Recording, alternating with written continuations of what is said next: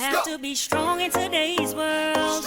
Keep your focused and up. What you believe in, how to achieve all your dreams. Keep moving forward. Never accept less than who you are. Live your best life. Be strong and free. It's the Hit Back with Nahaja Black.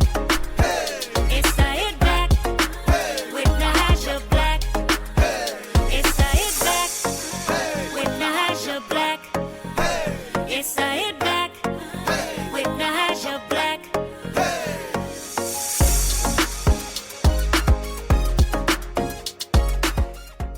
Good afternoon, Bahamas, and welcome to the Hit Back. I'm your host, Nahaja Black. It is a beautiful day here in the 242. I hope that you are doing well, taking care of yourself, and living your best life today as best as you can, despite the circumstances, despite the challenges you are facing in life. And even in the midst of failures and successes, always strive to be the best person you can be. Strive to live the best life that you can. It doesn't mean that you are a selfish person. It means that you understand the importance of self-care, that you have to love yourself. You know how in the airplanes they tell you, listen, give the oxygen to yourself first before you could give it to someone else? That is not a selfless act. That is a fight for survival. How can you save someone else if you can't save yourself? You've got to be able to love yourself, understand your value to the earth, understand your importance to the presence of mankind. And then when you understand that, you will understand why it is important that you feed yourself, with good things, good food. You always surround yourself with people who build you up. There is positive and negative criticisms. There's some that build you up only from people you trust, who you trust, that will help you, who are seeking the best for you. Not all criticism is good criticism, and not all criticism is bad. We are seeking to be great. Greatness will never be acquired in comfort. And that is some of the things that I've learned and I want to share with you today. But of course, I only could tell you stuff from from where I am in my life and for the 4 years I've been on it. With that little bit of experience, but always though, one of the things I love about my show is that y'all know my show, I seek to be a holistic host where you cannot talk about, politics all the time. And, you want money you want to be financially free, but none of these things matter. If your personal life, if your social circles or social interactions are healthy. And so of course, my favorite person of all, when we talk about, just one of my favorite people, period. One of the blessings of doing this show and working in the commission that she and I work together was we fostered a wonderful friendship. So I love her to pieces. And she happens to be extremely intelligent. So she adds great value to the show. And it's free. You can't beat that. Like, I get free therapy sessions. She knows this and she's okay with it. This is my kind of friend. Anyways, you guys love her because you always ask Nahaja and give great topics of conversation. But I love Dr. E too. And that's what I'm talking about, because Dr. E throws some stuff to me and I'm wondering, did I miss the boat because I'm old now? Like, I'm feeling like some topics she hit on, I'm like, just because you're younger than me, you know about these things. And today we're going to have a discussion on something I knew nothing about. Not a thing about. It still don't make no kind of sense, especially because we in the Bahamas, and she telling me this a whole season. A season. I can tell y'all nothing else. I want y'all to hear this season for yourself. Tell me if it's relevant. I know all my people in Canada, in the Netherlands. I know my people who are in where are some cold places y'all are? I get just a bunch of cold places. North Carolina. Y'all ain't that cold in North Carolina. And now, from wherever she is today, I got my good friend, family and marriage therapist, the one and only Dr. E, Dr. Edrika Richardson. Dr. E, welcome to the show. Hi, and thanks for having me back. So is that intro me and you one of my Tingsy friends? Yes. But it's okay. It's all right. We like Ting. We like I want you to know that. Yeah. Hi, Bahamas. I'm so excited to be back. I missed you. We've missed you. It's been a while, eh? I know. I had to let you guys go through your political relationship and give you some time with that. And now we can get back to the personal relationship, because that's ever more important right now, especially because we, what season it is, right? Good. I thought it was just, Bahamians, we don't have a season. We just call it, October. We have one. It's fall. So, the start of October brings the season. It's cuffing time. Cuffing season starts in October. It's, when the temperature starts to drop and you urge that bunker down feeling to be with someone on those like kind of chilly nights. You know that Cuffing excuse season. because those people can have on their boots in the Bahamas, and we don't really need to wear boots, but I just wear my boots too because I just cute. But it's that time of the year. It's that time where you pair off for a few months, before spring hits, because spring is when we start to put a pep in our step and don't talk to us in summer because hot girl But is summer it? is everything. Okay, this is something called cuffing season. Cuffing season, yes. Cuffing and cuffing. Yes. All right. And you're saying cuffing season is what? It's when we pair off for a few months in a relationship. We enter it usually in the fall time and we end it typically around like Valentine's Day or right before, because usually you don't want that commitment of Valentine's Day. Mm-hmm. So it's a temporary relationship. It doesn't necessarily have like extreme like relationship traditional stuff in it, but it's for the purpose of having some benefits, like benefits during that time of being in a connected space with somebody for a period of time. I mean, we probably do that a lot more often. We just don't call it that. But this time of the year is when you start to see more cuffing happens. It's very specific. It's a time specific thing that happens, and typically it's like October, they say, to typically about March. Like, you may make it to spring with the person, but most times it ends by Valentine's Day because nobody wants that commitment of having to buy a gift. You know what? That's so real though. Okay, okay. Uh so I have to ask you, okay, if And let cuffing me say this, it's important because it gives you a holiday bake, right? I don't know if you've ever been in I know you married for like a long time, but forever. but sometimes for people, especially when it comes to the holiday season, the parties, the family functions, the question always is, are you dating somebody yet? Ugh. Like, first of all, if somebody was dating somebody and they wanted to tell you, they would let you know. So we need to pause our need to know. But when you're ready at that place to settle down and stuff like that, or you just don't want to feel like the corny person at the parties, you find someone to, take with you. There was a Yeah, movie that's I a think real out thing. last year before, called Holiday, where the Hmm. girl literally made a pact with this guy and they went to Yes. family functions together. Yeah. And that's a part of cuffing season. Like, you pick somebody who you could do those things with, and it's not necessarily this heavy commitment, but you get the benefits of being in a relationship without like realizing like when this time is done, like, we good, I might pick you up But next year. do we go into the mindset knowing that it is that season, or I'm trying to figure out, are people actively looking for someone just for holiday events, or is it something that's subconscious?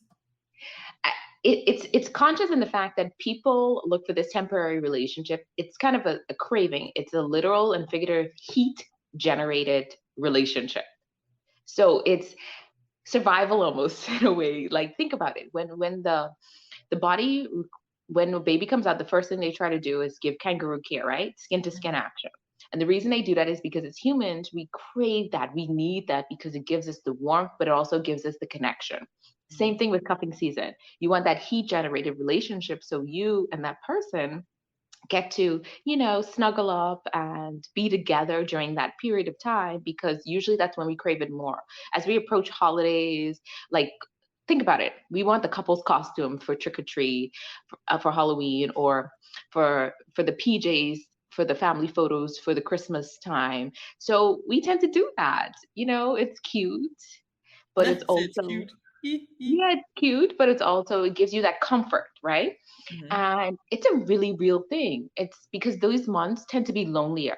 Like, think about it. Summer, we're doing stuff, we're active, we're outside. Yeah. During this time of the year, we tend to feel lonelier because there's nobody else around. And so this is why cuffing season has literally become a thing.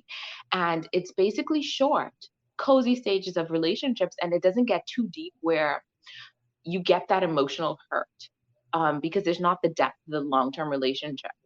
Now, there are some people who fall off, but typically cuffing season is literally for soothingness and for comfort.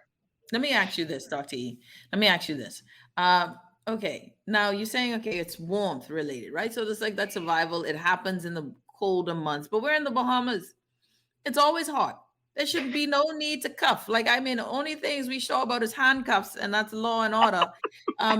But who got time for, yeah, skin to skin in all this heat? Climate change is going to change all the cuffing season. You can't tell me the whole world going to be in an anti-cuff season soon directly.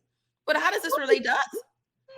Well, look, for us, Yeah. I think it's important for us because we are so traditional when it comes to our holidays. Hmm. So it may not be for the need for the body warmth when it comes to the colder climate places, but for us, after summer flings are over, we are serious holiday people when it comes to our food and our meals. And I don't, again, nobody wants to go to those family functions and always be asked, so who you dating, what you're doing. And so a lot of people will get together with somebody because they just don't want to be alone during that season to come. And it starts from now, you got to practice them out first to see if they could actually make it to the family function. Yeah, Because I don't know if you ever have one of those family members, the embarrassing ones. that'd So be me. I are harass you my nephew. If my nephew Rashad ain't listening, someone call him, please. Tell him whoever he brings to the family function, she could get harassed. That's just it. That's just how I go. And see, summer flings are different, right? Summer flings get the hypes because it's outdoor, it's happy hours, it's weekend trips. And so you kind of know about summer flings and you get distracted by summer flings because we know at the end of summer it's kind of over. Like everybody's going back to their real life. But then after you get settled into your fall routine, you may feel that loneliness, that itch again. And this is where cuffing season comes. It's really because you're not going to go outdoors maybe as much. It gets darker earlier. And so you get in this what we call this mentally isolated state. And usually around that time, people want to feel connected and they want to be entertained. And the first thing we do is we look for some refresher. And that's what cuffing season is the time of the year where you start to seek relationships for those upcoming events that may be happening. And so instead of going it alone, you find that person who typically is there with you, um, your seasonal bae. We could call it that for us. Maybe it's seasonal bae, maybe it's not cuffing, but it's your seasonal bae. And so on average, it's hard to find someone worthy of your time, but factor in the fact that it's shorter days, fewer chances of meeting somebody in this climate. So dating prospects become, somebody who can hold this time for you. And we'll get into the fact that we'll talk about how sometimes we try to recycle, but typically when we go to cuffing season is usually somebody new, somebody who doesn't confuse the role of the relationship, somebody who understands that we're not really talking about future plans. Like this thing, what we're doing is organically happening and it's happening because, we both want somebody at this phase. Now, I know with us in the Bahamas, we tend to you know, we get very territorial very fast in our relationships. And I've always warned people about that. Like we need to be more curious and actually spend some time like learning these people before we get in relationships with them. But it's important for us to understand that this relationship is very short term. And if you're not a short term relationship person, this is not the relationship for you because once you participate in it, it's not something that's for everybody. If if you're craving attention, if you're craving affection, and you actually need it at this particular moment in life, a cuddle buddy, then this is it. But if you're trying to run away from red flags or cozy up on a blanket for a long-term relationship, this is not the season for you. So first thing you have to do when you're thinking about whether or not cuffing season is worthy of your time or this is something you want to do, figure out what you want.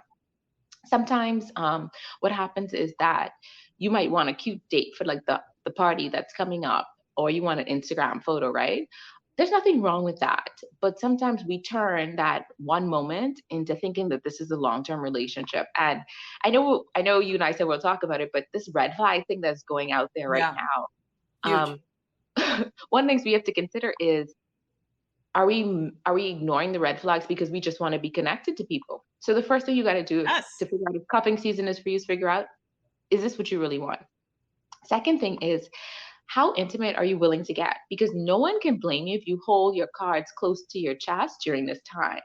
But typically in cuffing season, it's literally about more of, what's the politically correct term for this? It's about somebody who will get into the mix of things with you and most people during cuffing season do use it for coitus. I, I had a feeling that was the word you're going to use. Had a feeling. I So wasn't this going to is, help you either. I was not going to help you. You're going to find that word yourself. what kind of friends are you? Come on, I love you man. though. Yeah. But this is not a season where you start to unpack your childhood trauma with the person. Cuffing season is not for that, right? Cuffing Cuffing season is season not is to get deep. No, no, this no. is fun time. Christmas This is, holiday, Halloween um, trick or treats. This is not serious times. you said it right, trick or treat. Okay. So even when you're focusing on the light stuff, you do want to make the person feel special. You probably will attend to each other's physical, emotional needs, but on a very surface level. That's the person you can send a morning text to, or say, hey, you want to go grab some food. But it's not the person you may say, well, what are your plans 5 years from now? That's not what this is about. The third thing is, don't let people pressure you into doing this, because publicizing or matching things or the mysterious dates that can happen during this time could be a lot. And I don't know, I believe in being private but not being a secret. And when I say that, I mean being private where you can keep the relationship between you two, but not a secret when like nobody knows, because you probably cuffle with somebody you weren't supposed to be cuffing with. But anyway. Oh, that's what I see. But that's why cuffing means handcuffs. Some people can get locked up. This. Now we could use handcuffs, but that's for different times. And Okay. anyway, so but the whole point of it is that this really can be awkward for people who really want long-term relationships. So you really have to be honest with this, because you don't want to act out in the relationship, because this is not what cuffing season is about. It's Dr. E, literally Dr. E, I have to ask this though. Do you, because I don't know. And to me, I remember I told Mark this morning. I told my husband this morning. I said, I'm going to have a show with Dr. E, and we're going to be talking about something, when called cuffing season. You ever heard of it? He's like, what? I said, that's exactly what I said. And I the first article that I looked for, right? So I went online. I'm like, what is cuffing season? The first line says, if you're an older millennial, Gen Xer, or baby boomer, you have no idea what this is. I'm like, why y'all gotta be so petty? First thing. Second thing is, right. And so I'm gonna go with that, right? I felt like there was a pretty petty line, first line out of the gate, just okay, young millennial, you petty bad. So now I have this, but I'm sitting there, right? I'm reading this article, and I'm like, this makes no sense, right? Like, do you actually have a cuffing community, like where you have a cuffing website where I can go on now instead of Grinder or Tinder? I just say, okay, I need to cuff. It is the season now. The season starts in October, and I'm looking for a cuffing mate. This is the whole conversation seems ridiculous, but is it a thing where this that we go into it with this mindset? Are we having a groups of people saying, okay, this is the season, I'm going in with this mindset?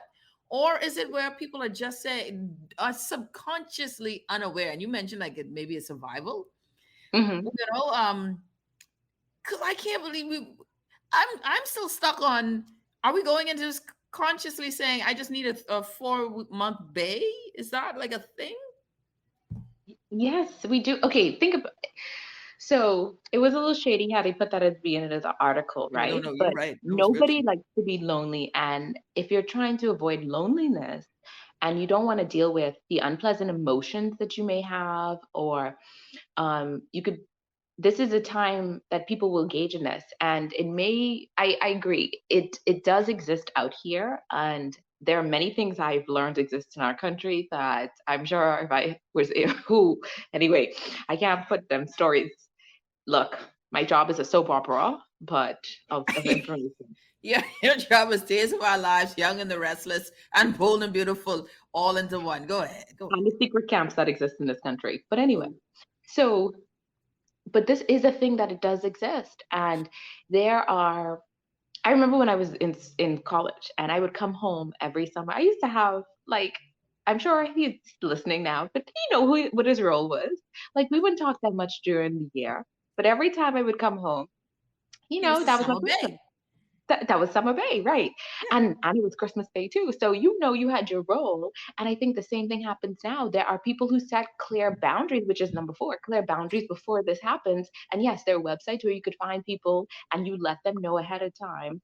Like there's an adult finder website where you tell people this is what you're doing. Believe it or not, with how the world has evolved with technology, it's so much easier to find somebody like this. It is so much easier to do that. And in the Bahamas, this is something that happens. I have my clients tell me stories all the time about how they have more clear conversations at the beginning of these situationships, because cuffing to me is a type of a situationship Yeah. where they would make clear as to what this is. So if you're upfront about wanting a short-term partner and you've already set out these boundaries, you'll find this very easy to chat about with the person. So, you don't have to have the same stress and worry anymore if like a birthday is coming up or a holiday is coming up during this time because it isn't a super serious conversation.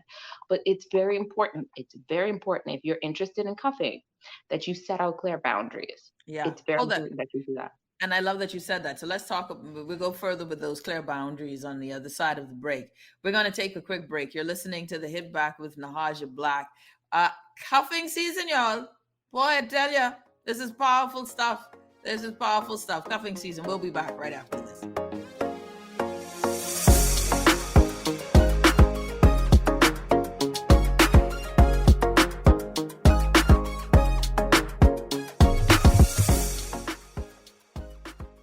It's the Hit Back with Nahaja Black. It's the Hit Back with Nahaja Black. It's the Hit Back with Nahaja Black. It's the Hit Back with Nahaja Black. And we're back. You're listening to the Hit Back with Nahaja Black. Dr. Adrika Richardson joining us. We are talking about cuffing season. One meme says, when the weather is cold, the thirst is real, and you need a bay. That's the meaning of cuffing season. Dr. E, you said, okay, now, okay, we figured it out. All right, so this is the thing, right? Now, I say we don't have cold weather. We've Mhm. been trying to force cold weather in the country for well over 15 years now because Junkanoo has been a warm event. Climate change been hit us because I haven't been able to wear any big jacket in Junkanoo for well over 20 years, but I digress. Okay? I got winter clothes I can never come close to wearing.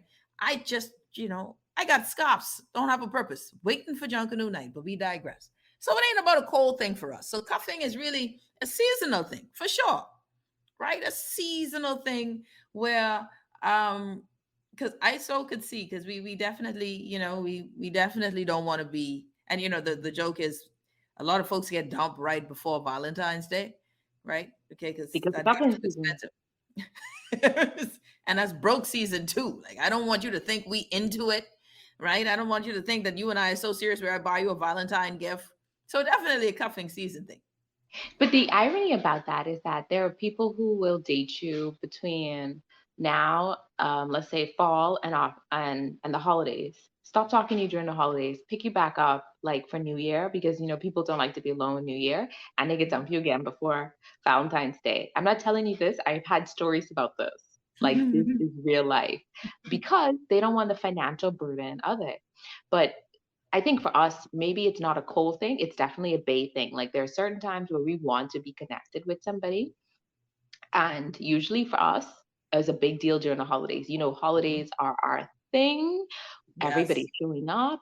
And now that we back outside, like you're gonna want to not go to those family functions or Mhm. those holiday parties by yourself anymore.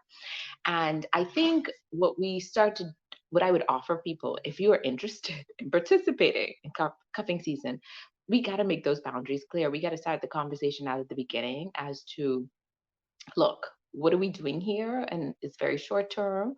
And believe it or not, I find that people are more and more honest lately about what they want in relationships. And I think it's because nobody wants to be an Instagram post anymore. Like they're over that happening. And so this helps a lot. But avoiding these conversations can make a bigger problem in the long term. So I would suggest if you're going to cuff, be very serious about when the cutoff time is. Because if you last a little longer than that, then y'all in a real relationship. So, and usually when you're gonna cuff, I'll say this, you should typically probably get somebody new. And we could talk about how we kind of like run through the past. But you really should probably get somebody new because the person will, it will be less strings attached. If it's somebody new, you'll usually organically have some chemistry with them because of the purpose of this relationship. And after, at the end of the day, you're not carrying that baggage with you at the end of the season. It's literally a purpose driven relationship. And, you know, I know a lot of older people, believe it or not, even that article said people may not know what it is. I know a lot of older people who do this. Like they'll have somebody who is their person they travel with, right? And I can think about somebody right now, and she calls this person when it's time to travel, and they have the best vacation. That's like vacation bay. Like that's all they do. That's so But cool. but ain't no going to no parties together. Ain't no Hold on, is oh that gosh. vacation bay or is that sweetheart? Because that sounds pretty sweethearty. No, this person isn't in a relationship. And they like living alone. They like having their own place, their own money, their own stuff.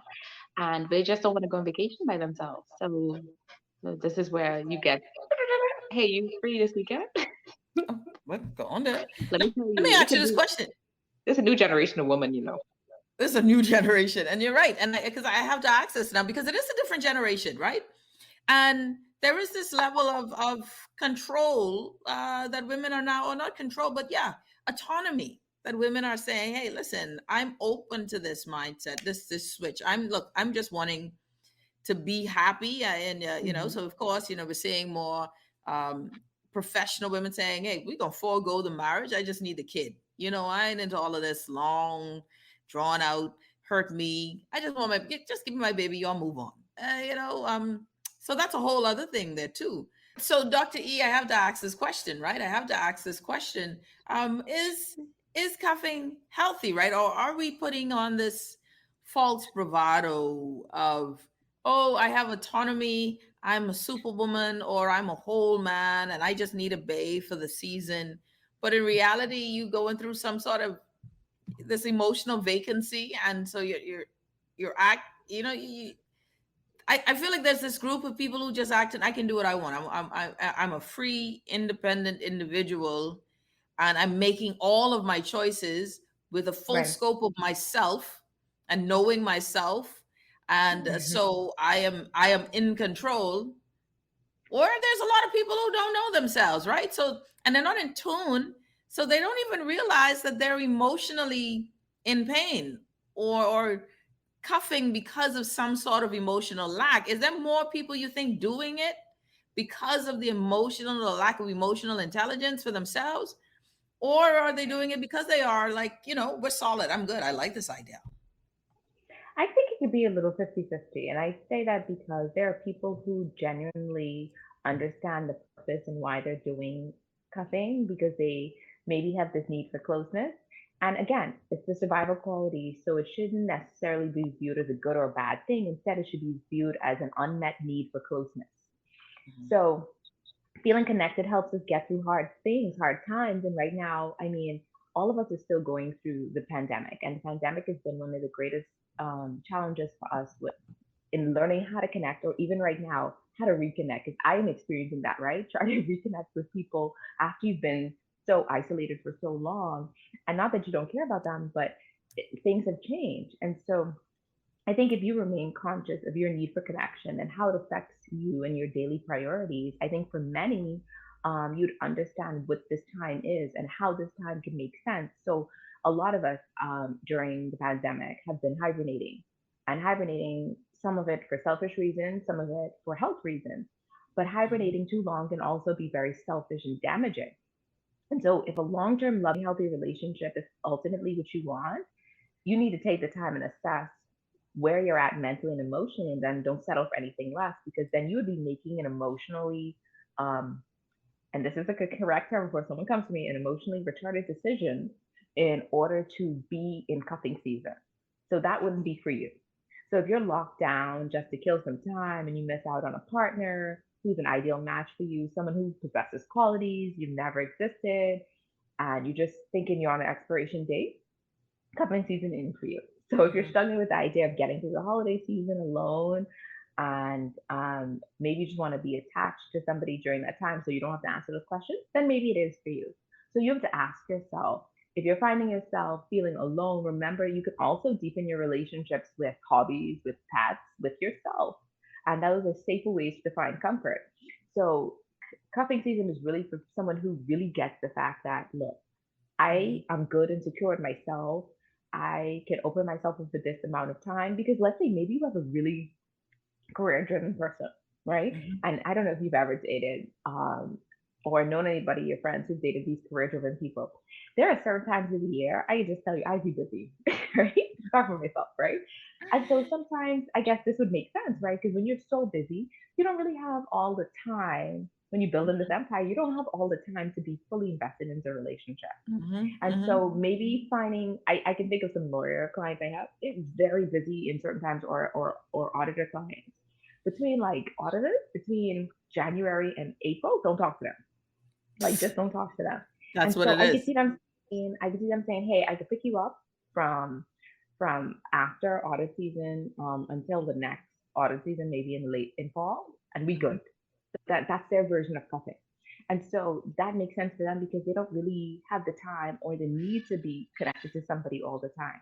But you really have to ask yourself, does this fit for me?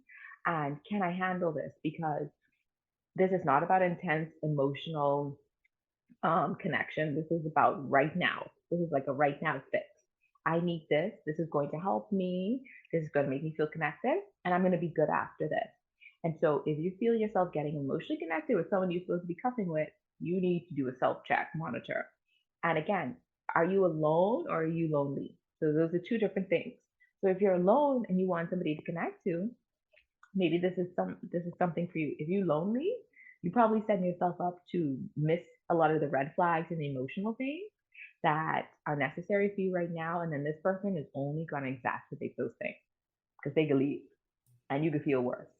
Yeah, yeah, no, and I think this is really good points that you're bringing up, Dr. E. We're talking about something called cuffing season, and this, the the mind or the process to get to there, right? And like I always say, I'm someone I don't know what the hell going on in the dating world, right? That's a good thing and a bad thing, but because when you're trying to make sure you cover everybody because this my relationship shows could be all about marriage and how to stay married, and if you're going to get divorced, then what's the way to do it? It's the whole thing when you walk out and da, da, da.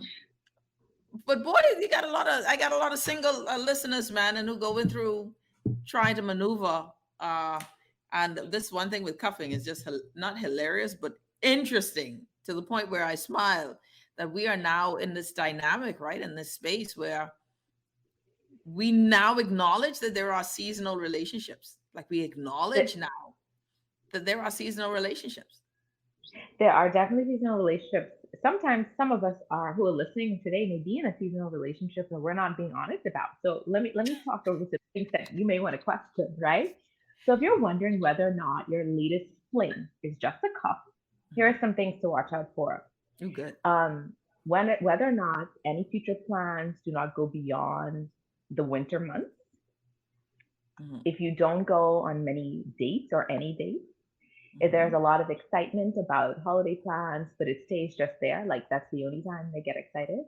You are contacted out of the blue before holiday events, and it feels like there's a sense of urgency to get together because that happens. Like all of a sudden, you start getting all these phone calls or these messages from people, like what you doing, like how you been, and you don't hear from them the whole year. If the intimacy tends to just be physical and there's a lack of deeper conversations or a desire for any type of emotional connection, um, if there may be an on and off ghosting situation, Mhm. Mhm. if this person's relationships have a pattern of only lasting during a specific period of time, if most plans are about staying in bed rather than any other activities, if your plans tend to be also very low key, if Mhm. the sex feels good enough for right now, and if the person is emotionally unavailable, those are some of the things you really want to consider and let you, if you answered Yes, two, at least two of those. You cuffed up, Boo. You You are so cuffed cuffed up, up. boo. You cuffed. And I'm sorry to tell you this, but if this is not what you want, you probably need to set different boundaries. I had a client this week and we had the conversation about, so her and her partner are about to go through a divorce, Mhm. and divorce people are very interesting, but they still sleeping together, right? And I said to her, now I need to understand why you're doing this because I need to know how we're going to emotionally prepare for this, right? Because if you can do this Mhm. and get your rocks off and you feel good and you also filing papers and stuff, but if you're doing this and you're thinking that this is going to be like a rekindling of this very ineffective marriage, right? And I'm calling it ineffective because there are some things that were said that I don't know how a person recovers from that, and there are some actions done. I said, then you don't want to do this. And so the client came back this week and we were talking and they were like, could you believe that? So one of the issues they had was whether or not to have children. And she was very clear that she always wanted children.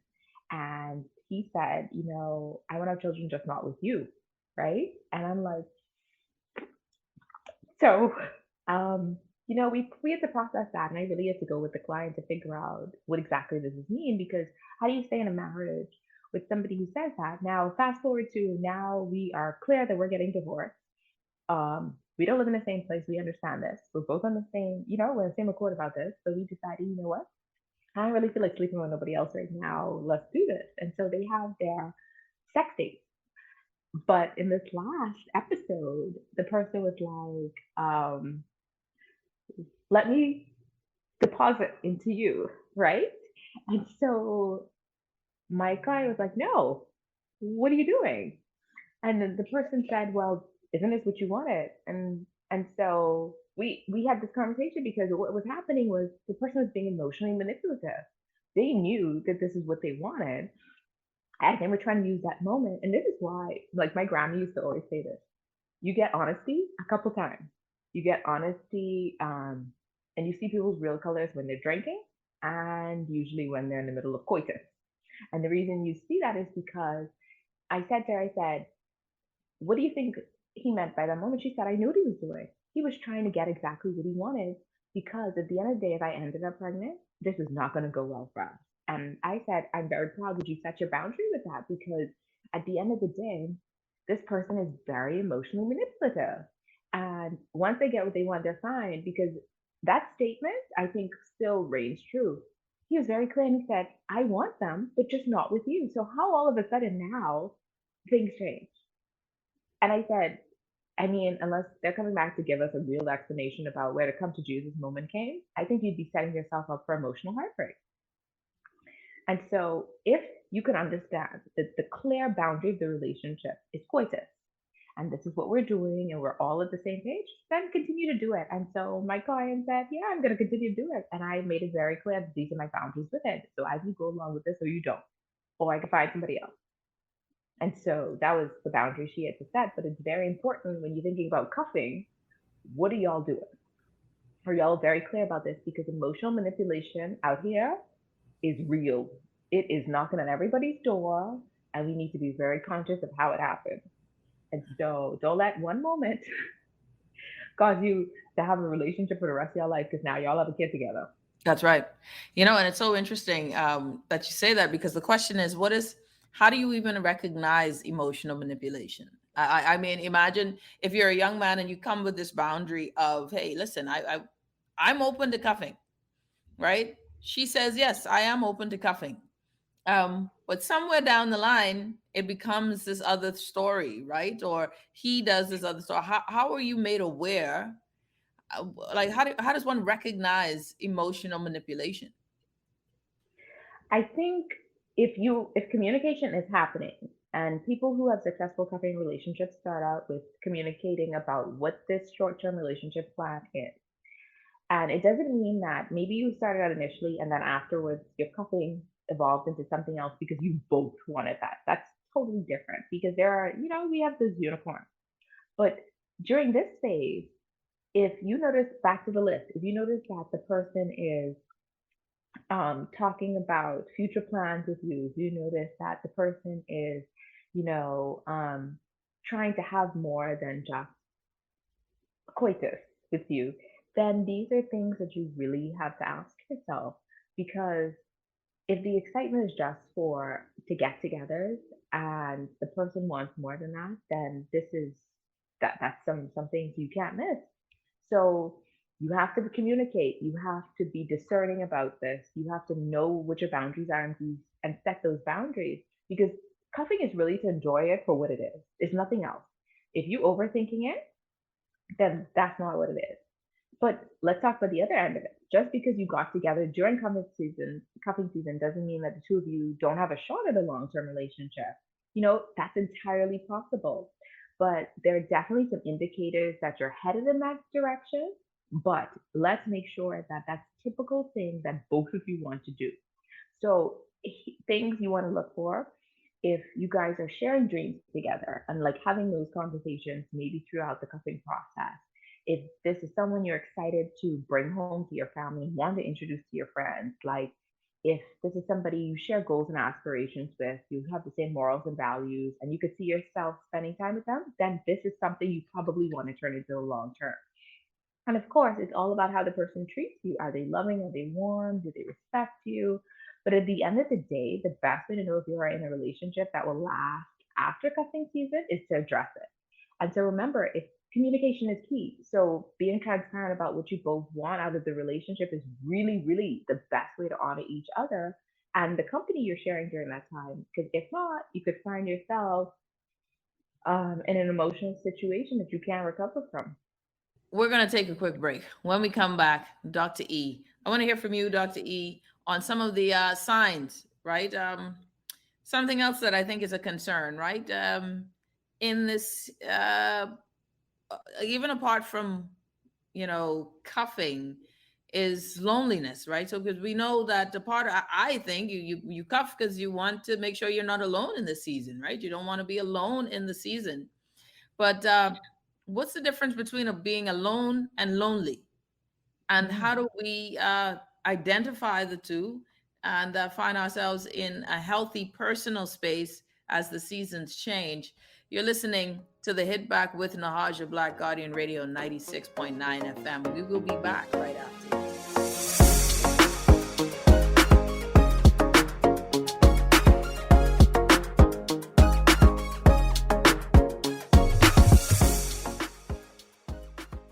It's the Hit Back with Nahaja Black.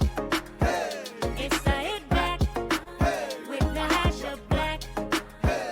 It's the Hit Back with Nahaja Black. It's the Hit Back with Nahaja Black.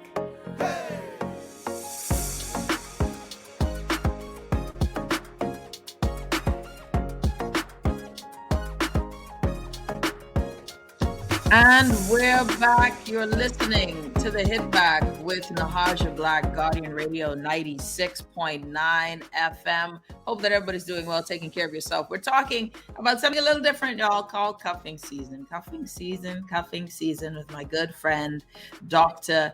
E. Doc, welcome to the show again, as per usual. Always The great to memes have you are on the show. everything.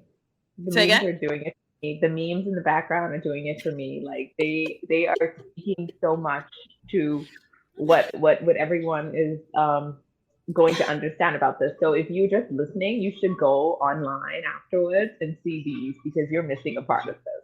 Yeah, no, like seriously, something that is so interesting to me with cuffing season is they got a cuffing schedule, right? There's a cuffing schedule. And so it says, and if you don't, okay, first of all, let's go back. Folks who are just tuning in, Dr. E, what's cuffing again? So cuffing is the time where you get into a relationship, usually for a short period of time during the fall months. So it typically starts now, like through October, and it tends to end in early spring.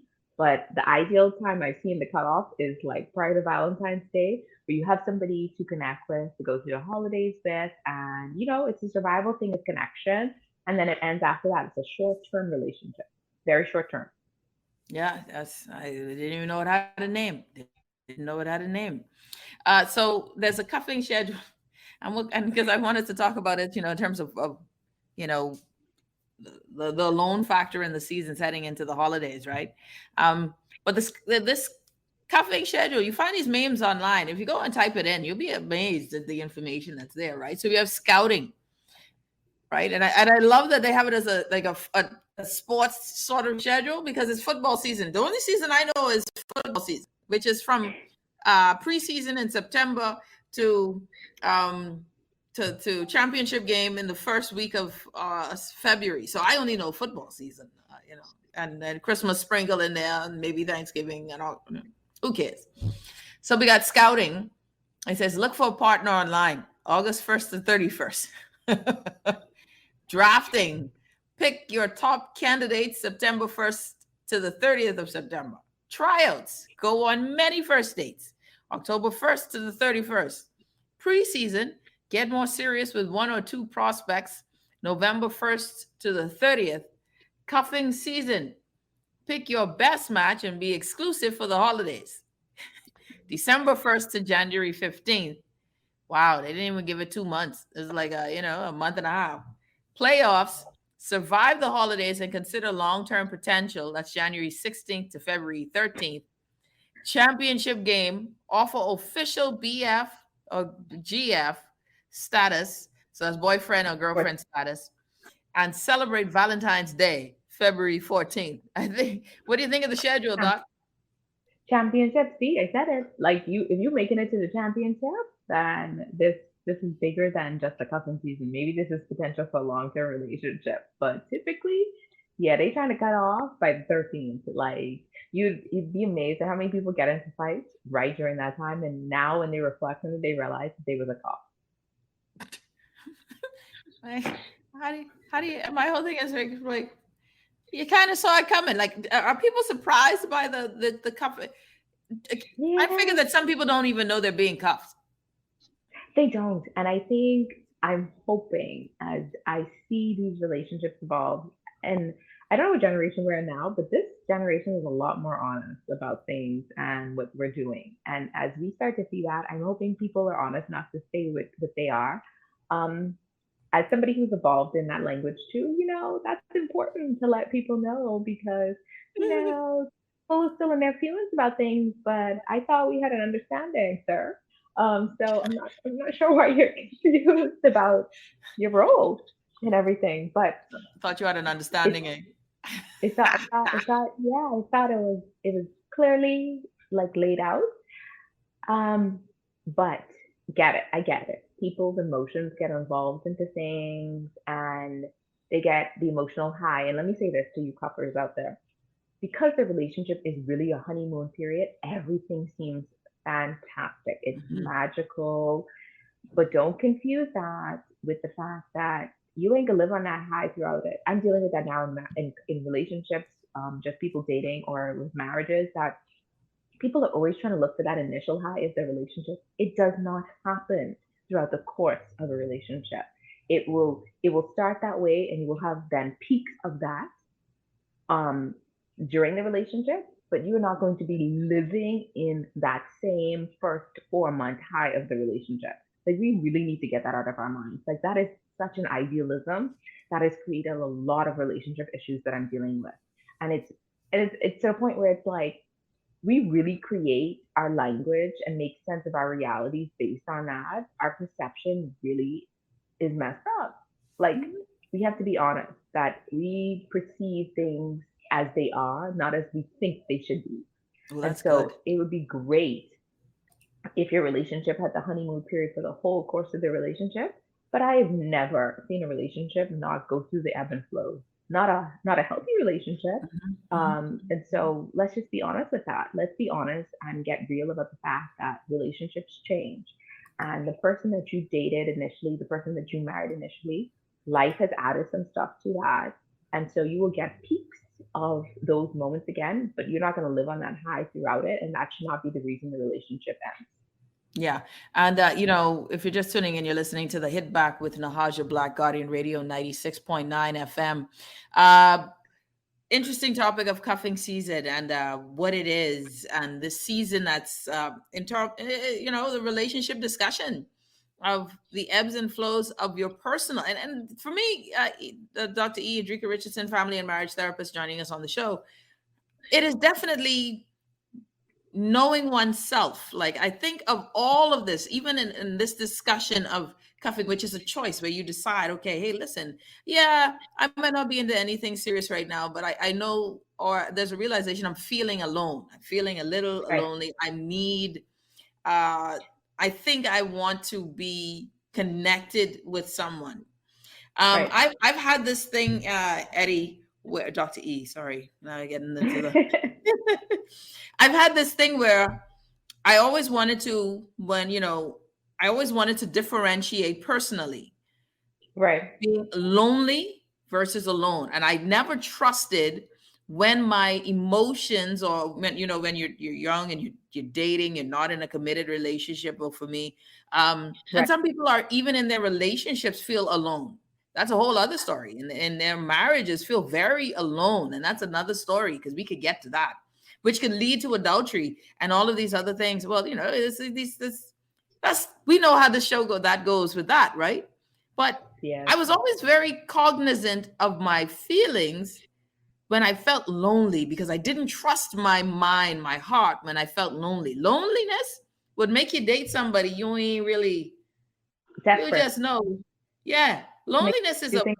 is a yeah, yeah, yeah. So your thoughts, let's talk about that, because loneliness will mess you up. So being lonely and being alone are two very different things. And why it is that some people can perfectly be happy alone and others may feel lonely when they are with a group of friends speaks to that. So we sometimes associate being alone with being lonely, and it's important to realize the difference between those, because being alone is a physical state where you're physically by yourself. Okay? Being alone is a physical state where you're physically by yourself. Being lonely is an emotional state where you're feeling alone or disconnected from others. So even when they're right next to you, sometimes we are happy to be by ourselves and sometimes we wish we have the company of others. But I think the key difference is between being alone and being lonely is emotional attachment. So being alone, again, the state of being, while loneliness is a feeling. So we are perfectly happy being by ourselves, but we can also be lonely even with other people around us. And loneliness tends to stem from feelings like our true self is not seen or not understood, either by others or within. So solitude is craved by many people while feared by others. So part of this has to do with our relationship with ourselves. So if you're consistently enjoy being alone, that's a good sign that you have a healthy relationship with yourself. If you find yourself avoiding alone times at all costs, this may be a sign that you need to work on that relationship with yourself. So of course there are times where we feel lonely and that and that could totally be normal. But if you're feeling lonely more often than not, don't be afraid to ask for help. So when balanced, we enjoy our alone time as well as company of others. We are in tune with we need to separate ourselves for that time for inner reflection, when we need to get out and be around people. So our relationship with ourselves and others is at a what we call an equilibrium. There's a balance that we have a sense of individuality, but we can also recognize and support our need as a role to be a part of a larger group. So here are some signs that you may feel lonely, that emotional state. It's best to avoid things like drinking alcohol by yourself, utilizing excessive screen time, and substituting that for social activities.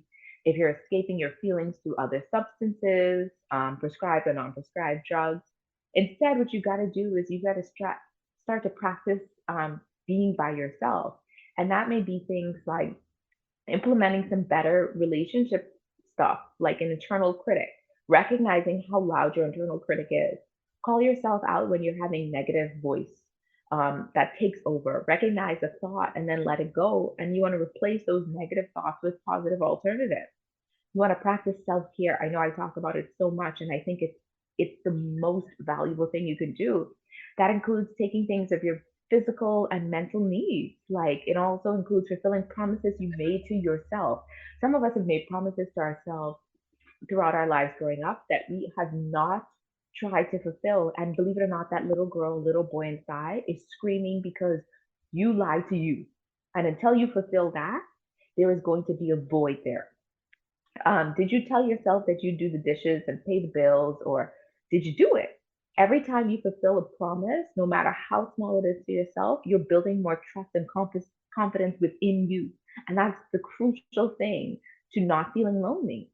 And another thing is acknowledging where you're at, making peace with your past, and coming to terms with your current reality. It may not be everything that you want right now, but part of accepting ourselves is taking note of how and why we got to where we are and how and why we're going to change it. So, what I'd say is that if you notice that you're feeling more lonely, again, excuse me, which is the emotional state, and that's taking up more of the time, it's something that you definitely need to work on strengthening your relationship with yourself. Because if we connected to what we were talking about before, a lot of people will use cuffing season to fill that void of that loneliness. And again, that is not the best thing to do because you're using an emotional state to drive a current relationship. And we Yeah. know what that's going to lead to heartbreak because at the end of the day, you can't shake that feeling. And then the person comes in, you let out all those endorphins, right? Because when you have coitus, you let out those emotional things. This is why I think there was a camp. Who said this? I don't remember who said this, but maybe it was something I watched by Miles Monroe, but or it was something else I heard from somebody else. But every time you sleep with somebody, you're leaving an imprint. You're imprinting on the next person. And so when you're engaging in coitus, you're leaving imprints. And if you're lonely and somebody's imprinting on you, this is when you start to see them not so healthy behaviors happen. We won't talk about it. Like y'all who need to Yeah. like show up to people's house or key their car or other stuff. It's because you don't understand the difference. And it's very important we understand what the difference is between being alone and being lonely. Yeah. So to just reiterate, remember that it's a difference of an emotional attachment. Being lonely is an emotional state where you are feeling alone or disconnected from others, even when they're right next to you. Being being alone is a physical state where you are physically by yourself. I love being alone. Okay, I enjoy being alone. It's to the point where sometimes, especially during this pandemic, and I know a lot of people could really connect with me with this. We have gone to a place where we're so comfortable being alone that it's selfish. I mean, it's selfish to the point where people are inviting us out, wanting to do stuff, and we're just like, I just rather just sit here with Netflix and Yeah. like this glass And, of and whatever put I on need the to engage COVID in. 19. Thank you. Exactly. Like, and I may have my heavy blanket, or you ever had a weighted blanket, or, I don't need a cup. I have a weighted blanket sometimes, Well, or, I got enough you're, weight to not need even a blanket, so I'm good. I'm. Who wants to add extra weight? Only skinny people is do that. Skinny people, but weighted blanket. but I'm just, there are other ways. Oh, no, I have a body. Oh, anyway, let's not talk about my body pillow. A But body anyway, pillow. you ever sleep Those next, things are anyway. awesome when you're pregnant. I didn't know. I didn't know non-pregnant people would rock them. Those body pillows are amazing. I'm talking about a boppy. Like a boppy is for when you're pregnant, but a body pillow, child. But anyway, Full on body. and Oh, that full thing's on awesome. body pillow. Ooh, yes. Oh, But I'm just it's saying, amazing. I Yeah. like being by myself. I have spent time where I've cultivated a relationship with by myself. So, and I've talked to you about this on the show before. I will go on dates by myself, right? Mhm. And that is okay. But that has taught me how being alone is a thing that I'm comfortable with. So I no longer confuse being alone and being lonely. Now, I do have to sometimes have self talk conversations with myself saying, hey, are you engaging in this um, emotional relationship with this person because you're you're feeling lonely or because you want cup, right?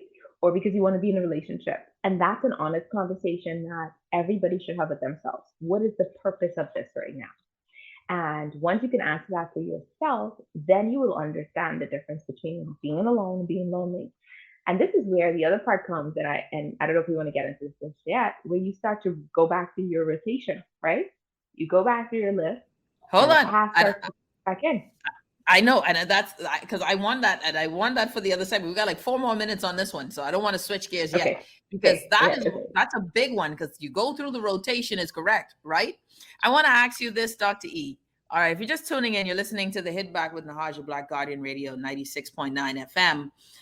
Dr. Drika Richardson sharing. We're talking about something different, cuffing season, and I'm loving this discussion. I like learning new things when it comes to relationships, right? Um, and because when we talk about going through the rotations and being alone, there's this whole lat community that I wanted to, Mm-hmm. because that this living apart together is the being alone. Is that not similar to being alone, but you got somebody? It, like, how does that even work? Because that's like a cuffing and single but married mix. It's a whole cocktail of of interesting. I tell you, I feel like it's like some sort of bar drink. It's mixed up. So explain that to me because I think it works for a lot of people. I know people now. Who do it right? Wife lives away and Mm-hmm. they live here and they call it a marriage. And I'm like, well, this is good for you. You seem both very happy. So So go with let it. me explain that. So traditionally, we know that marriage and relationships, marriages particularly, have been social institutions for couples that have been together for a long period of time. So what we find that now in the new Western world, non-marital cohabitation, although this is a slower thing to accept in some countries, has become this new thing, which is LAT, living apart together relationships. And they're a new phenomenon that seems to have the potential to be like this third stage of the process of social exchange. And what happens in these relationships is that each person has their own household, but they come together for different events. And believe it or not, it's growing tremendously. And I think it's because people get stuck in their, I want to say they get stuck in their singleness, right? They get stuck in, I have a girlfriend right now I can think about. She was just like, she wants somebody to do this with, but they can't come in her house. Like, she is adamant, like, she wants to be in a relationship, but she has been single for so long and so comfortable in her space. Like, she does not want anybody there for the long term. But is And that is so but they they're still visit each single. other. No, they're together. They're in a relationship. They do things. Okay, so maybe if you come over every night, we have dinner together. We watch movies. But after we watch movies and maybe even have some coitus, you go to your house and I go to my bed. So this is huge right now, and I really think it has stemmed from the fact that everybody's got into their daily routines and they like maintaining their separate spaces so that they could still come together, but they don't live together anymore. I know a lot of couples who, as soon as they live together, the whole relationship dissipated. But when they were living apart, the relationship was great, and so they have reverted now to this, which is the fact that we're good. There's nothing actually wrong with us. We just don't do well in the same household. So then is okay. So okay, I'm very much intrigued because it feels like a cuffing situation here because it's like a seasonal, but not by months. It's I really like you. We're together. I gather that it may be monogamous, but we can't live together. So technically, first of all, is it a marriage? Yeah, you find that these are marriages. Some people are married to do this. Believe it or not, some people are actually married to do this. I feel it's unfair for all of us who struggle. Like I feel like everybody should be miserable together. Is I is that feel is that what the, Yeah, is no, that this is where what this you're is. I don't you're like this whole new age making it work thing. I think we all should be living together and fighting. I mean, what is this? I don't like it. And look, you've lived alone for a long time. I think perhaps even if somebody has been like widowed or divorced, or maybe you're just older in age, you just crave that independence, that personal space. And a lot of people don't want to give that up to be in a committed relationship.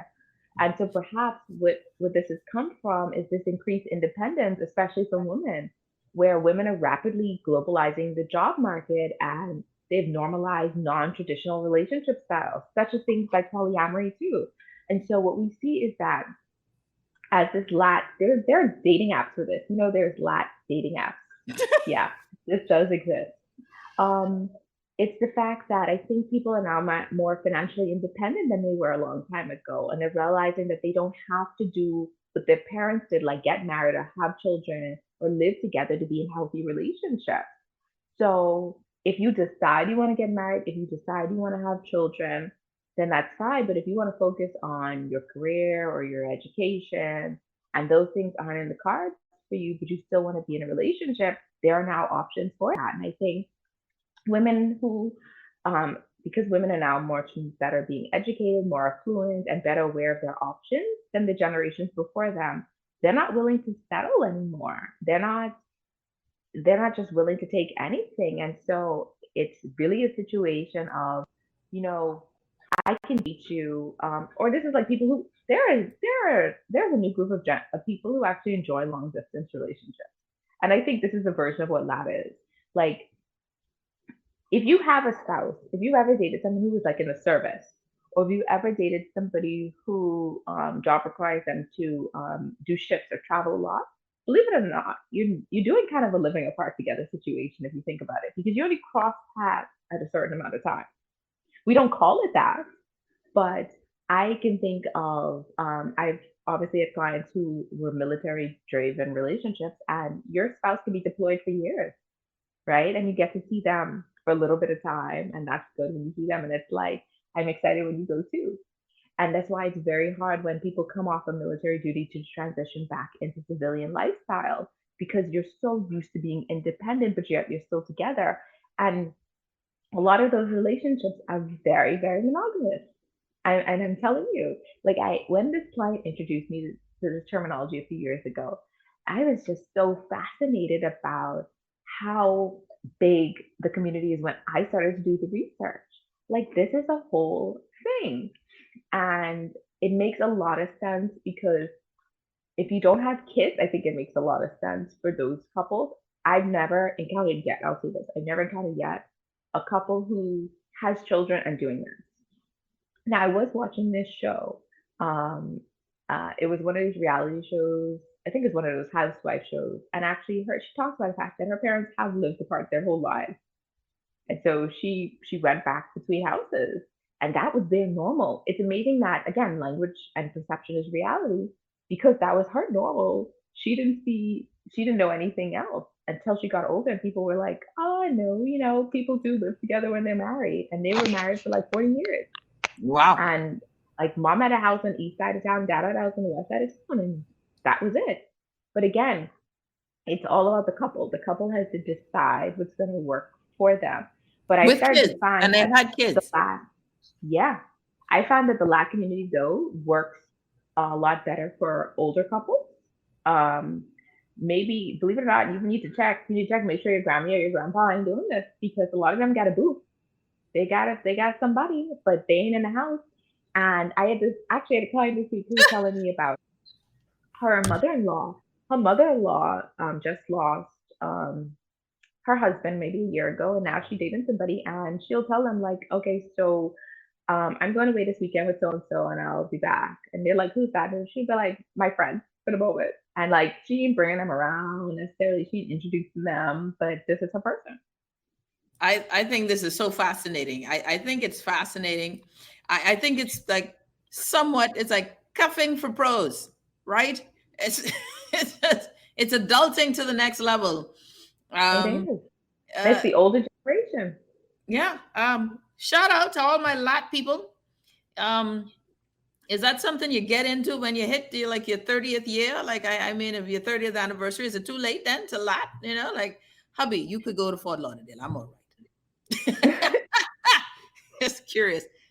Nobody call him. I was just joking. These people, all this cool because listening. I was joking. All right, we'll take a quick break. When we come back, this cycling of humans we seem to do, we bring them back into the fold. Some people, it's cuffing season, right? So folks tend to call you now. All of a sudden, you're getting a call back. You're getting a call out of the blue. Let me see your thoughts on that. You're listening to The Hit Back with Nahaja Black, Guardian Radio, 96.9 FM.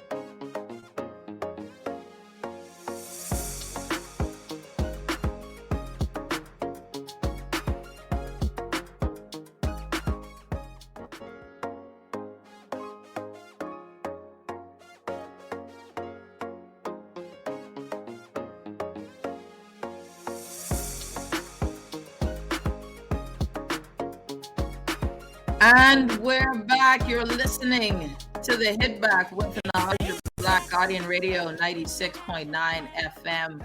I've got joining us Dr. Adrika Richardson. Dr. E, welcome back to the show. It's so good to have you on the show with us. Okay, so let's talk. Okay, right now we're talking about cuffing, right? And this whole cuffing idea, one of the things that keeps coming back is apart from cuffing in this season, you're going to see people come back, right? So Look, some folks are going to come back. Your they thoughts snip on it. They Yeah. snip it. Like, let me tell you, I think me and my friends have running jokes about this. Like, it's almost like they sniff you being happy. And all of a sudden, all of your exes start showing up. They start sending you messages or calling you out of the blue, just checking to see how you're doing. And let me just tell you, that is the devil being busy, okay? Please, please. That's when you send them straight to voicemail or you leave them on blue tick, because the reason that you don't want to bring this back up again, and look at my good friend Kingsley. Like, Kingsley put it together when he said, don't mess over the current person in your life with someone from your past. Your past always pops up when your future looks bright. Hello. Now, if this ain't the truth, this is a word. That's a word. Shout out to Kingsley Monroe for a word on Twitter. Look, let me just tell you, I swear it's like they smell the happiness. Like, they smell the happiness on you, and then they just show up. They show up. And let me be honest, like, we've all probably been that person at one point in our lives. Like, we're like, you can't be that happy without me. Or the fact that, like, look, that tail was good, so I need to go back and test it one more time. But let me just tell you, I need y'all to step away from it. Leave it alone. It is no longer serving you. And the reason you left was for red flaggish reasons, right? You left for a purpose. Those things have not changed. It is very rare that those things change. Okay? Now, unless you like, I put up a post that my friend sent me from Instagram on my page, like in the last couple days. It was, unless you're the ex who paid off my mortgage, I ain't really interested. Like, there was this guy who literally paid off his ex-girlfriend's mortgage because he thought he was just like, you just been a good person. And I was like, sure, if you could do that, call me. But if you ain't doing that, do not call me. Do not pass go. Do not collect $200. No. And so I think people do that because when you're happy, you glow differently. Like, you feel good, you look good, and people want to be a part of that energy. I think we're very much attracted to that. And so what I think happens is that your exes start to see that, and then they remember those good moments. And what happens initially, and this is why it's so important that if you're going to talk or coitus again with your ex, you have to be very clear on the fact that that's still the same person you left. And that reason you left, the likelihood that has changed is about 25%. I can try to give it some number, 25%, because more often than not, they'll come back, the things will be good like they were at the beginning, and that stuff shows right back up and slaps you in the face, because that's sometimes the only way we wake up. But let's be honest, cuffing season, try to stick with somebody new. But if you are going to happen to cuff with an ex, please be very mindful of the fact that that is all it is. It's a cuff. And you might even want to take that person to the holiday parties, because if there's certain people, I can't bring them back around my family, because when they see them, they get excited, right? Like, because they see, like, they done found the whole future, all right? So you have to understand what this person is. Like, they are just a fling for that time, and you may not want to be out in public, because that first rumor starts, and then it creates a whole spiral, because those red flags are still there, and we forget it. You know why we forget it? Because when the oxytocin and the adrenaline and everything else that comes out in coitus happens, we get like tunnel vision. Like, what you talking about red flags? I don't see that anymore. That does not exist. And this is why you need that friend who will check you on the fact that that person is still that same douchebag. Okay? But anyway. or that lady is still so crazy, or the guy is still abusive. Like, you've got to. Let me just tell you. I have this one client. I feel it was a He is word. just interesting on so many levels. But he, how do I say this? He has a person, and this person, I told him, I said, look, that relationship is so unhealthy. Like the fact that they want to essentially manipulate you into doing what they want, or and this person wants a baby really, really, really bad. And so I think they had gotten pregnant at one point and lost the baby. And then since that time, the relationship has kind of gotten a lot more toxic. And the other day, the person was pregnant, and then the person was like, "Oh, we ain't together, so give me money. I need to go get an abortion," knowing that this is the person's dream, right? And so he complied, did it, and now he told me they hooked up the other day, and the girl was like, "Let's have a baby now." And I'm like, "Sir, please run away. Run, run, run, run, run. What are you doing?" I said, "What are you Run! doing?" I said, "Is that leg that good?" I Oh said, God! "Come on now." I said, "Dude," I said, "No, no, no, no, no, no, no." And I said, "How come, it's funny." I said, "You realize that person, every time we've invited them to come to therapy with us, right? They don't want to come."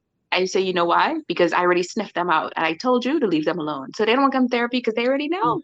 Be mindful. Why do they come? So the coming back though, and you I think you hit the nail on the head, Dr. E. I think people do come back because it's something about losing the option, and I realize that we as women do that a lot. Where we don't want to lose the option of the guy that we are not really interested in, but he's a good guy. He's not the one. He's a good guy. He has some traits, and but he ain't, we feel as if he ain't the one, but we can't afford for him to go with someone else. We don't, we don't want to lose that option. So you kind of keep him in the back. It Say again. Our back pocket person. That's it. And I think that's the comeback ex. I think that there's that comeback ex who says, "Oh, I think we women, we do it a lot, and then men do it for the booty call. I think too, right? We just don't want you to travel too far." As a very independent woman, I'll be honest, there is just some situations that the leg is just so good that, you have to go back sometimes and sample it again. Like let's just be honest about it. You just gotta go one more trip around the sun, and then you just have to tell your friend to like snatch me before I hit my head with it. Because I just want to be honest, like that is a thing. That's the thing. But What? I would say after you circle around that one time, somebody's going to show up and be themselves, and a version of themselves that reminds you why you should run. Don't miss it. Don't miss it. Don't miss it at all, because I think we go back to the back pocket person because at a certain point our clocks start, like our social clocks start, and we want to get certain things accomplished or certain things done. But remember that the reason the relationship ended was the relationship ended, and that is it. Leave it alone. And yes, I have the clients who will tell me, but this person is so good on these things. But let me tell you, there are certain things that they're not good on. And because they're not good on it, it will never make sense to you. And this person will never be that person.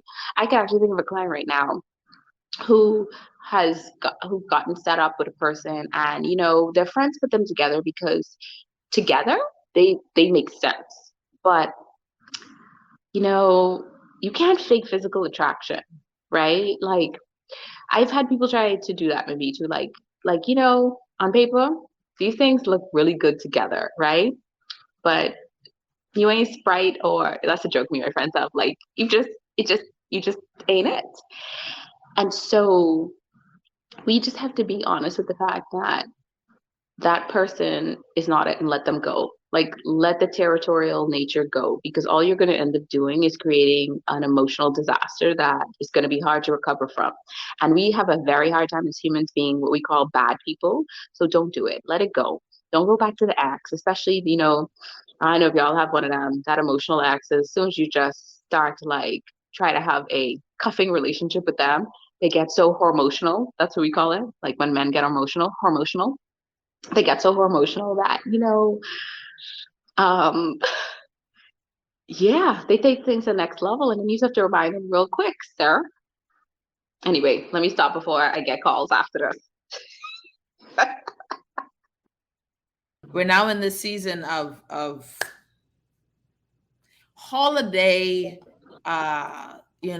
holiday connection, rekindling or brand new connections, and now there is that option. And I want to ask you from a professional position, do you consider you from a professional position, do you consider cuffing to be overall a healthy thing to do, um, from just overall healthy thing to do, or should we be not just necessarily looking at situationships, but true relationships? Are we wasting time with the cuffing, versus you know really intentionally trying to be our personal best to be open to other relationships? Do you think it's a healthy thing from a clinical perspective? Honestly, I think it can be if the person is emotionally intelligent enough to understand what it is. Now, how likely is that to happen based on the average person's emotional intelligence? It's very rare. It's probably like 25%. And that is just because a lot of us have learned very unhealthy models of attachment we learned during childhood. We fear being alone. We believe that things will change. We have low self esteem, or we're addicted to these bad habits of relationships. And that sells us this dream that this makes sense. Mm-hmm.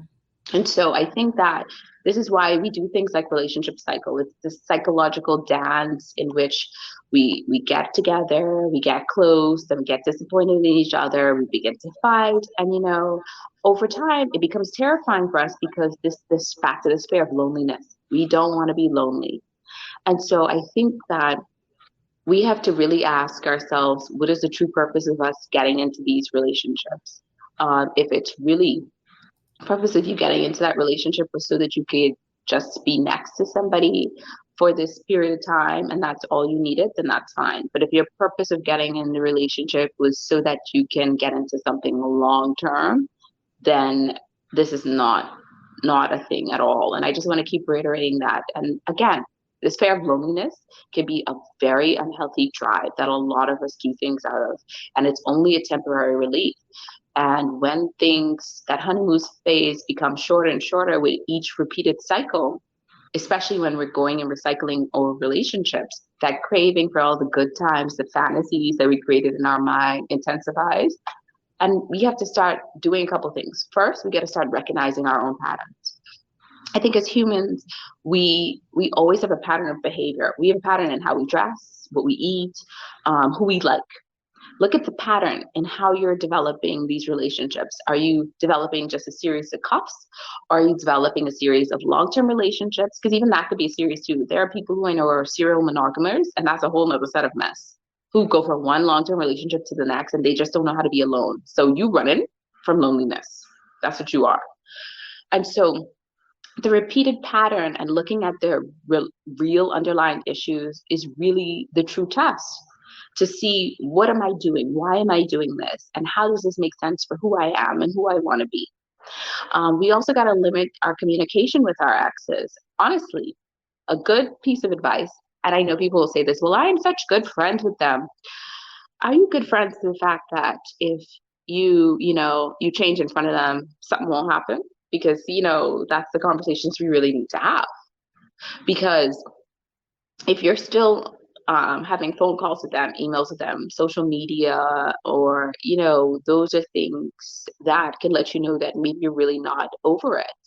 And limiting the conversation and the communication really helps you to set that boundary that you need sometimes, not with them, but with you, because you do too much. And you really need to focus on yourself. And individuals need to learn how to have a relationship with themselves. They need to spend a lot of times doing them. Do you boo? Do you boo?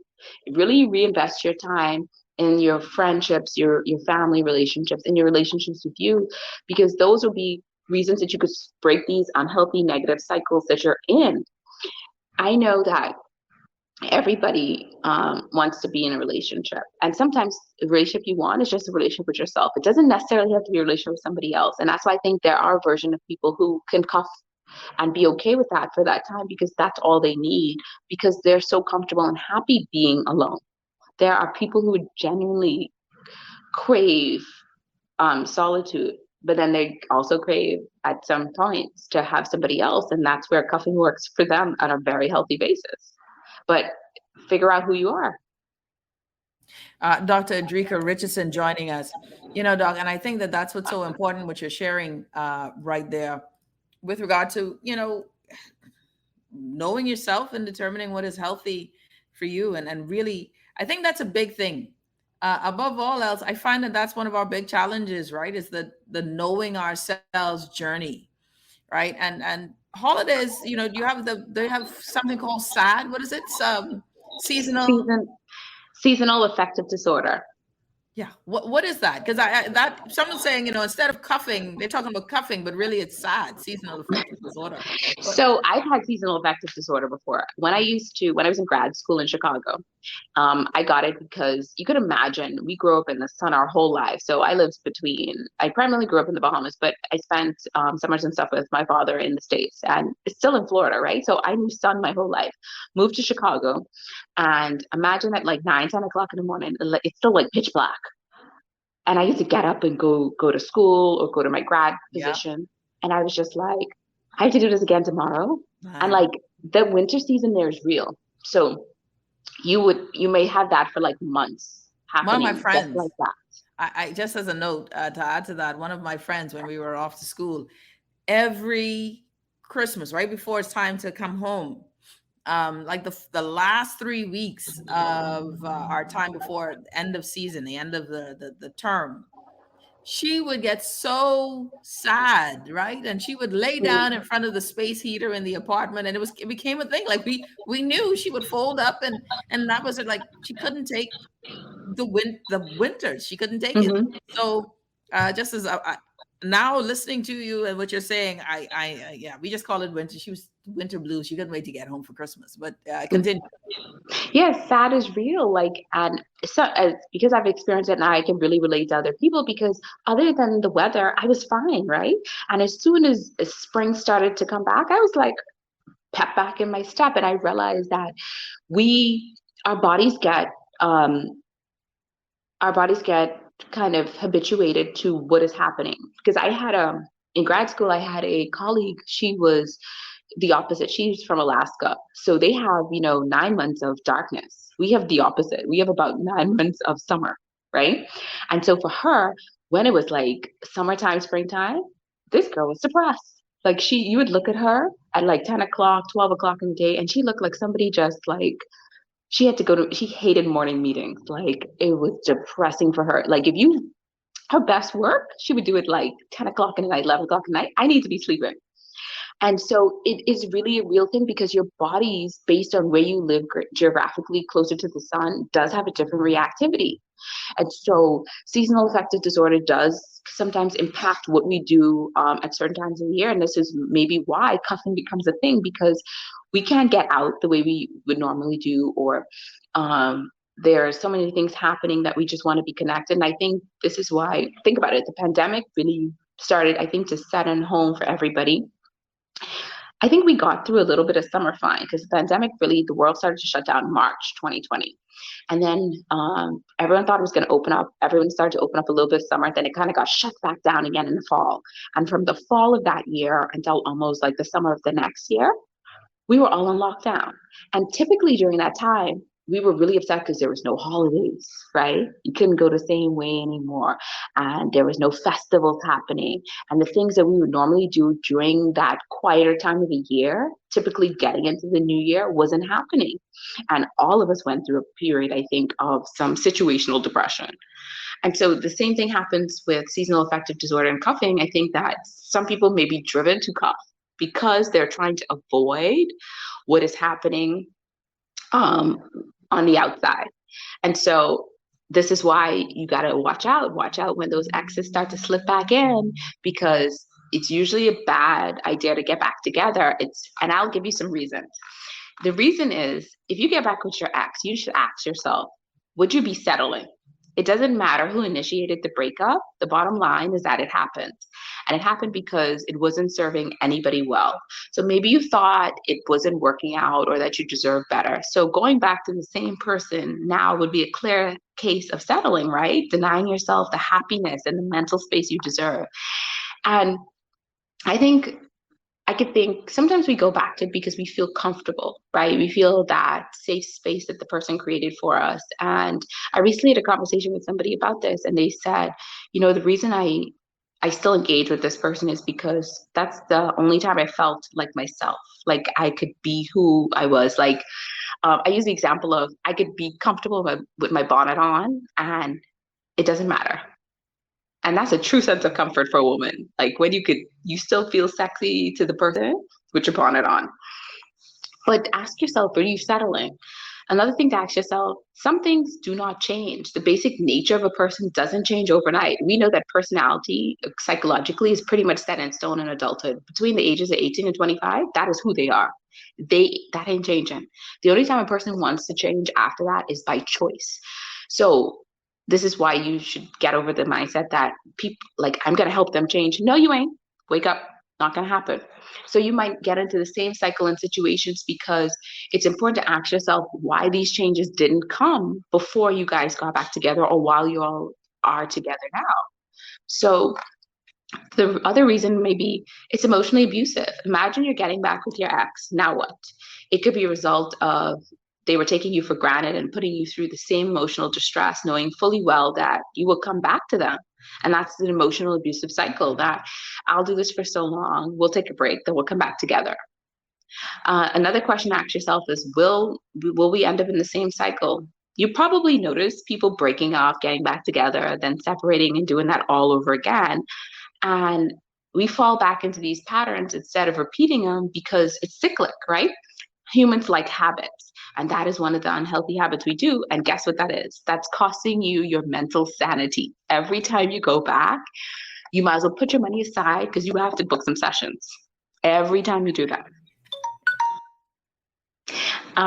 The other thing is it may feel like an emotional heavy task. When things are complicated, getting back with your ex can feel like a task and leave you feeling emotionally drained. I've experienced that. When you feel emotionally drained by a person, that is the biggest indication that this ain't working. Like I'm telling you, like you having a conversation with them and you just feel like they can stop. Anyway, because I'm trying to get no calls.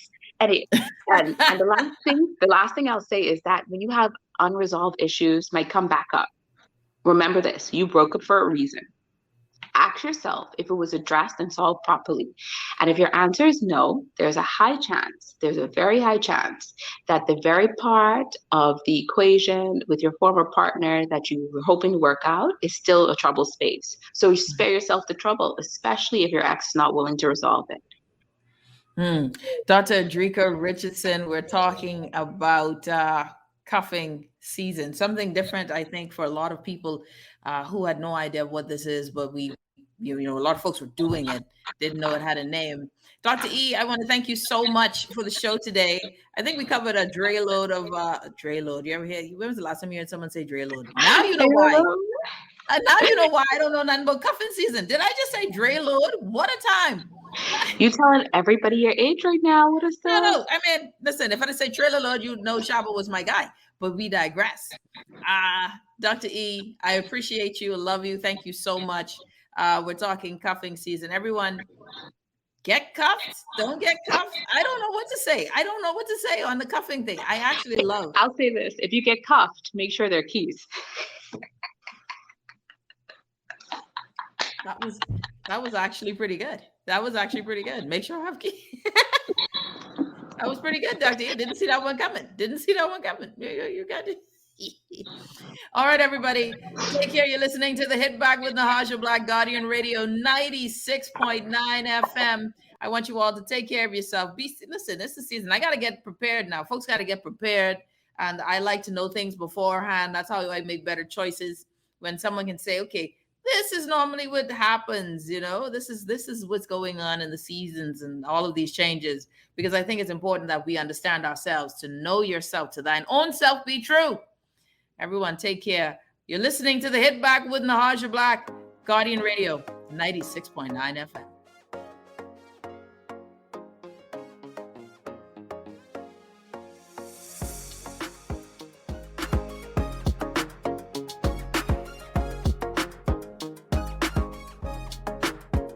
It's the Hit Back with Nahaja Black. It's the Hit Back with Nahaja Black. It's the Hit Back with Nahaja Black. It's the Hit Back with Nahaja Black.